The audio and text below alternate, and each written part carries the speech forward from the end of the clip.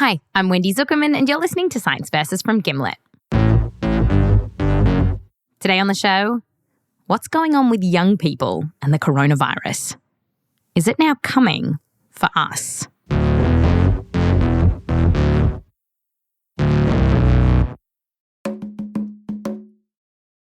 From the early days of this coronavirus, we were hearing that older people were the ones who were getting really sick and dying. But in the past few weeks, it seems like there have been more and more stories of younger folk getting hit really hard. So we've started to wonder, is this virus scarier for younger people than we thought? And for today's episode, we're thinking about young people as those who are under 60. Basically, boomers and up, we're calling you older. And that's because a lot of the data we have divides people up like this. Okay, so we're going to begin with a story about a younger guy, who's gone through all this. Hi, this is Wendy. Hi, Wendy. How are you? I'm good. How are you going, is the question. Yeah, it's been a harrowing week. Meet Danny Schuchman. He's 40, and before all this hit him, he was a healthy guy. In fact, a very healthy guy. This is Danny's usual Sunday morning. I get up at 5:30 in the morning. I go out for a cycle for 2 hours. So it's usually about 30 miles. Oh, wow. And then I come home and start the day off with the kids. Danny's a father of 4 from Florida, but now lives with his family in London. When did you start realizing something was off? I think it was about 2 weeks ago. So it was I think it was a Friday morning. I woke up, wasn't 100% feeling the best, a little bit more tired than normal. I didn't really think that much of it. But then a few days later on Sunday night is when I really started feeling that something wasn't right. He started coughing, got a fever, and his muscles were aching. My body was just starting to burn up a bit and getting very hot. Over the next few days, it didn't let up. It feels painful, it feels pounding, and it feels draining, as if my body was just weighted down as well. And then Danny started having trouble breathing. He was sitting in the living room and tried to get up to go to the bathroom. And he realized he couldn't walk. And it was as if somebody was choking me. And that's kind of really when it started to get scary, was then, I wasn't even catching my breath. What do you mean you weren't able to catch your breath? Imagine that every time you need to take a breath, you are grasping for, right? You are, you feel that the oxygen is in the distance and you're grabbing and trying to get it, but you can't get it. And already by Wednesday morning, I was completely out of it. Didn't really know where I was. I think at one point, my wife, Anna, found me on the couch hallucinating a bit. I think I had just completely blanked out. He sort of mumbled something and I said, what? That's Anna, Danny's wife. It took about 30 seconds and then he was back. And I said, what was that? And I don't know. Like he just didn't know where he was. He was so confused. He was scared at that point. He was really scared. She took him to the hospital and parked the car. He could barely walk to the entrance. And thankfully, they had a wheelchair there that I could sit down in, so I wouldn't have to really walk anymore. What did that feel like for you? A guy who's riding 30 miles on a Sunday and now you're in a wheelchair. It was scary. It really was, because here, a few days earlier, I'm going about my daily life, like everything that I would normally do, going to work, exercising, doing things with the family. And all of a sudden, here I am in the hospital in a wheelchair, not being able to breathe. Danny was wheeled into triage and they sent Anna home. From there, things got worse. Danny's lungs were so messed up that he couldn't get enough oxygen into his body. He was given an oxygen mask, kind of like the ones you're told about on planes. Assist yourself before you assist the kids, that kind of thing. But meanwhile at home, Anna had no idea what was going on. And the next few days for her were a wreck. I kept calling. Every hour reports were changing. So I'd have one report, he's okay, he's stable, we've not had to increase his oxygen. And then another report going, we're looking at putting him on a ventilator. And, people would be texting me and I'd say he's stable. And then an hour later, everything would change. And it was just so terrifying. Saturday morning, I called the hospital and there was panic. You heard in the background a lot of panic. And then the nurses couldn't talk. They said, he's being moved. At the same time, the newspaper had come through my door, and on the sort of second page, it said Northwick Park, which was the hospital that he was in, at capacity. It was just, I don't even know. I can't even, my head went to some very dark places. Did you think you might lose him? Absolutely. And although we had all statistics on our side in that he was young and healthy, but he also shouldn't have got it this seriously. And, in my head, I'm thinking, yes, it's all very well. Everyone's saying to me he's young and healthy, but he wasn't supposed to get it. So, who's to say? While Anna was frantic, no idea what was going on, Danny would soon make a turnaround. A few days later, a moment came when he realised, oh, I'm going to be okay. I had a nurse who, in a way, was quite pushy, but pushy in a good way. And she said, you know what? Today we're getting up. She opened the window in the room, let some fresh air in. I sat down in the chair next to the bed. I ate my breakfast sitting up as well in the chair versus being in the bed. And she said, after you eat your lunch, we're getting you out of that chair and you're going to have a shower and you're going to change your clothes. And today's going to be that day. I still needed to have the oxygen with me. I couldn't do it on my own as of yet, but that's exactly what we did. That was the turning point. Wow. Gotta love nurses, don't you? That she just knew. She knew, yeah. He was weaned off the oxygen to see if he could breathe on his own. And after a week in hospital, he was well enough to be taken home. A hospital van dropped him off. And having the family waiting by the door for me, it's really emotional. It was that sense of relief that I'm home. Danny's doctors told him that he should make a full recovery. But the thing is, he never expected this virus to hit him so hard, and it felt like it was touch and go for a few days there. So on today's show, what exactly does this virus do to make someone so sick? And when it comes to young people, is Danny an outlier here? Or is this virus even scarier than we thought? To help wrap our minds around all this, we called up an old pal who we spoke to a few episodes ago. I guess we don't need the pleasantries. We're friends by now. Now, just so we have it, can you please introduce yourself? My name is Vincent Racaniello. I have been doing research and teaching about viruses for over 38 years. Vincent is a professor of Columbia University. And the first question we asked him is this: how does this virus make us so sick? And he told us it all starts when the virus gets into our body and starts infecting our cells. If the virus makes its way into our lungs, it can be really bad. And that's because it can go after these tiny clusters of air sacs in our lungs. They look a bit like a bunch of grapes, except they're microscopic, and they help us breathe. They're called alveoli. The virus is destroying the cells that are lining the alveoli. When these little air sacs get damaged, stuff can sneak inside, like fluids from our body. And that's bad. You don't want fluids in your lung. So I'm imagining, like, if you think of these little cells in your lungs like balloons in a swimming pool, and then the virus is popping these balloons and letting all this water flow in.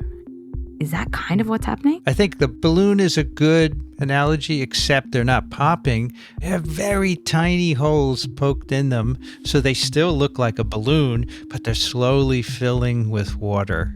until they're full, and the balloon looks still like a balloon, except all the air is replaced with water now. And then what would that feel like for someone experiencing that? It would feel like you can't breathe. You feel like, I can't catch my breath. But it's important to know that during all this, the virus itself isn't the only thing attacking our little air sacs. Something else is happening too. To battle off these nasty viruses, our body starts recruiting a bunch of immune cells. And Vincent says sometimes the body overdoes it. It sends in too many of these fighters. And then these fighters can start to damage good cells too. So if we think about the way that this virus is killing people, it's like 2 punches. 1, the virus itself is attacking our cells. 2, it's our immune system going after those viruses and overshooting and injuring our cells. It's a perfect analogy. I think few people appreciate that. It's not just a virus that's hurting you. It's actually your own immune defenses. As you said, it's a 2-punch thing. So this is what can happen to people like Danny when they get really sick from this coronavirus. It's like that double punch. The virus is infecting your lungs and causing your immune system to freak out and then do more damage. Our next question. How many Dannys are out there? How many young people are getting so sick from this virus that they need to go to the hospital? Well, the best data we have on this comes from the CDC, which found that out of 500 patients who were hospitalized, 1 in 5 were between 20 to 44. So that's actually quite a lot of Gen Zs, millennials, and Gen Xers in the hospital. 20%. A report out of Spain showed similar numbers. And this idea that all these young folks are landing in hospital, it feels different to what we've been hearing, right? Has something changed? It's not that it's different. It's nothing different. I see no reason to think that at all. It's just that we know more now. In the early reporting of this pandemic, a lot of the numbers that we were getting were about deaths, not people going to hospital. But as this virus has spread to more places and more people, we've gotten more information about hospitalizations. And that new data is showing, as you just heard, that young people are being hospitalized at fairly high rates. Despite this, though, even with the new data, we're still seeing that very few young people are dying from this virus. So, for example, recent data out of Italy, looking at around 5,000 deaths, found that less than 5% of those who died were under 60. Less than 5%. And Vincent says it's easy to understand why this virus is hitting older people harder. So I think the virus is not doing anything special with old people. It's just that their lungs are already problematic. As you age, the elastic nature of the lung goes away. Your chest muscles become weaker, so that makes it very difficult for them. Older people often have a harder time handling respiratory viruses, like coronaviruses. That's because their lungs tend to be less resilient and their immune systems can't get rid of the virus so easily. Plus, they're more likely to have other risk factors too, like heart disease and diabetes. Whereas with young people, recovery just tends to be easier. They can be on oxygen for a week or 2, and eventually their lungs will heal and they'll recover. And for those who don't recover, in a lot of cases so far, it looks like they have other health problems, like heart disease, lung disease, cancer, or diabetes. The data we have from New York City so far shows that around 95% of the people who are under 65 who have died had something else going on with their health. 95%. But even though it is still very, very rare for young people with no underlying health issues to die, as more and more people get infected in the US, it will keep happening. And we might see some of those stories on the front pages. But it won't change the bigger picture. The serious infections of young people are a fraction of the total. And as you get more and more infections, you get more of those. Right. So it's like if we think of all the serious viral infections as a mountain and young people are the tip of the mountain, it's just now in the US, the whole mountain has gotten bigger, so the tip is bigger too. Is that fair? That's right. That's right. The whole mountain is getting bigger. Yeah. And there's a part of that mountain that won't get headlines. We talked to other young people who had confirmed cases of coronavirus, but they never had to go to hospital. Extreme fatigue, try and make some food and just get back in bed. Don't get me wrong, right? It sounds quite bad, but I've had much worse illnesses in the past. Just exhausted. My head was pounding. It kind of felt like an intense flu. I just figured it would have been way worse than what it was. A little bit of nausea, mild scratchy throat, very much allergy symptoms. I developed a little bit of chest tightness and a mild cough, and that was it, and it was so mild. Okay, so that's the story for youngish folks. People who have owned Coldplay albums. But what if you don't even know who Chris Martin is? After the break, what does this disease look like for the under 20 crowd?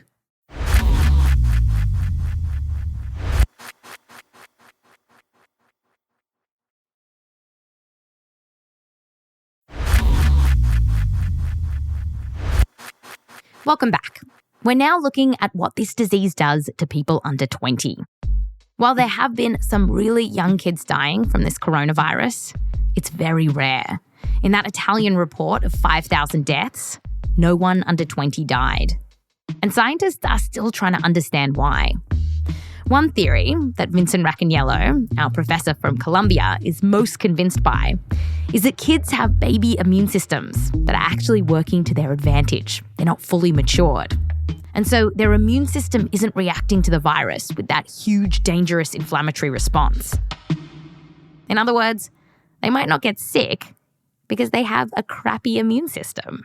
Well, I think the kids don't actually have a crappy immune system, I think.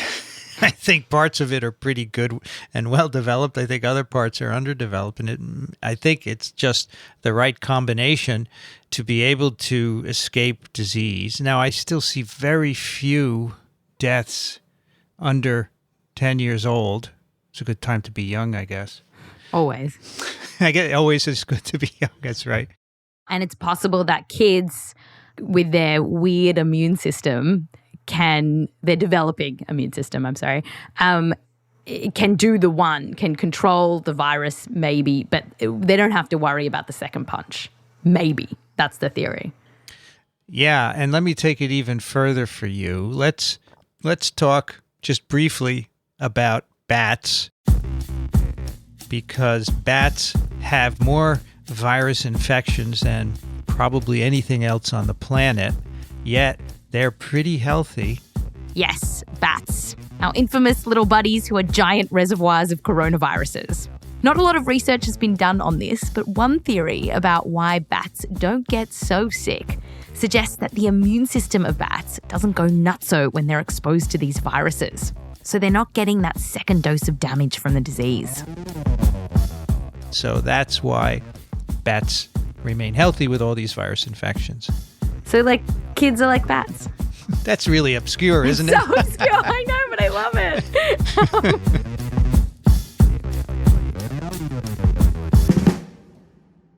So here's what we've learned from all this. When it comes to the coronavirus, young people can get seriously ill from it. And in very rare cases, they can die. Which means we've all got to take care. And one thing is for sure. No coronavirus parties. Remember the chickenpox parties? Those can be very serious, those viruses. It's crazy to send your kids to a party. So no coronavirus parties. Absolutely not. Huh. What a coronavirus party pooper. So no coronavirus parties. No parties at all, in fact. Okay.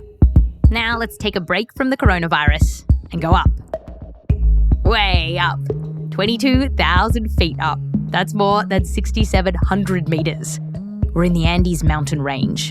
And up here, just hanging out, is the yellow-rumped, leaf-eared mouse. It's a mouse that, as you might expect, has a yellowish bum and ears that look a bit like a leaf. Recently, a researcher from the University of Nebraska-Lincoln spotted this little mouse up on this mountain. And he was like, hang on, What are you doing here? 22,000 feet up. Mammals don't usually live this high. Well, it turned out that this little mouse was setting a world record. No other mammal has been found to make its home so high up. This little mouse smoked other animals known to live way up in the mountains, like the large-eared pika and the shrew opossum. So, yeah, all of you, eat dust. Long live the yellow-rumped, leaf-eared mouse. That's Science Versus. Hello? Hey, Michelle, producer of Science Versus. How many citations are in this week's episode? I still gotta add one. There's 77 sites in this episode. 77 sites. That's pretty good. Yep. All right, cool. Thanks, Michelle. Okay, cool. Bye, Wendy. Oh, wait, Michelle. Oh, yeah. If people want to see these sites, where should they go? They should check out the link in our show notes. You can also go to scienceversus.show. Thanks, Michelle. Thanks, Wendy. Bye. Bye.